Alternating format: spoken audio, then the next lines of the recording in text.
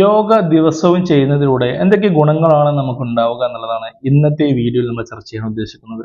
അതുകൊണ്ട് വീഡിയോ പൂർണ്ണമായും കാണാൻ വേണ്ടി ശ്രമിക്കുക. യോഗ ദിവസവും ചെയ്യുന്നതിലൂടെ നമുക്ക് കിട്ടുന്ന ഗുണങ്ങൾ എന്തൊക്കെയാണെന്ന് ചോദിച്ചാൽ, നമുക്ക് പ്രധാനമായും നമ്മുടെ ശരീരത്തിന്റെ ഫ്ലെക്സിബിലിറ്റി ഇതുമൂലം വർദ്ധിപ്പിക്കാൻ സാധിക്കുമെന്നുള്ളതാണ്. അതുപോലെ തന്നെ നമ്മുടെ മസിൽ സ്ട്രെങ്ത്, നമ്മുടെ ബോൺ സ്ട്രെങ്ത്, നമ്മുടെ എല്ലുകളുടെയും പേശികളുടെയും ഒക്കെ ആ ഒരു സ്ട്രെങ്ത് കൂട്ടാൻ വേണ്ടി ഇത് സഹായിക്കുന്നുണ്ട്. നമ്മുടെ ബോഡി പോസ്ചർ മെയിൻറ്റെയിൻ ചെയ്യാനും അതിലെന്തെങ്കിലുമൊക്കെ പ്രശ്നങ്ങൾ ഉണ്ടെങ്കിൽ അത് കറക്റ്റ് ചെയ്യാനും ഒക്കെ ഈ യോഗ സ്ഥിരമായി ചെയ്യുന്നതിലൂടെ നമുക്ക് അതിലേക്ക് സാധിക്കുമെന്നുള്ളതാണ്. അതുപോലെ തന്നെ നമ്മുടെ സ്ട്രെസ്, ആങ്സൈറ്റി പോലുള്ള നമ്മുടെ സ്ട്രെസ് ഹോർമോണൊക്കെ യോഗ ചെയ്യുന്ന സമയത്ത് കുറയുന്നതായിട്ട് കാണുന്നു.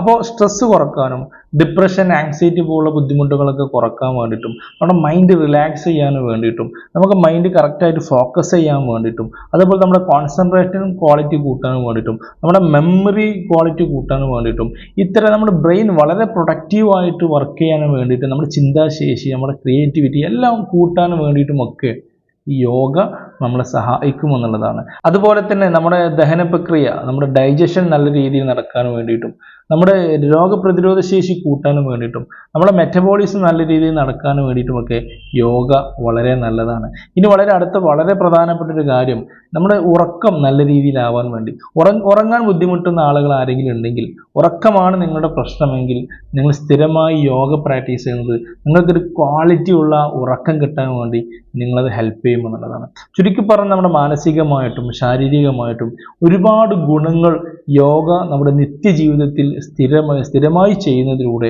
നിത്യമായി ചെയ്യുന്നതിലൂടെ നമുക്ക് ഒരുപാട് ഈ ഗുണങ്ങളൊക്കെ നമുക്ക് കിട്ടുന്നുണ്ട് എന്നുള്ളതാണ്. അതുകൊണ്ട് നിങ്ങളുടെ ജീവിതത്തിൽ ഇതൊരു ശീലമാക്കാൻ വേണ്ടി ശ്രമിക്കുക. ഇത് പറയുമ്പോൾ മറ്റൊരു കാര്യം ശ്രദ്ധിക്കാനുള്ളത്, ചില ആളുകൾക്ക് ഇത് ചെയ്യാൻ പറ്റാത്ത സിറ്റുവേഷൻ ഉണ്ടാവാം.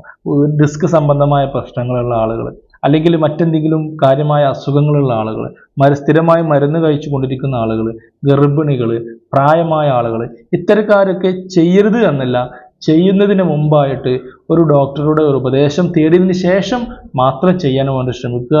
കൂടുതൽ വിഷയങ്ങളുമായി വീണ്ടും കാണാം. Thank you very much.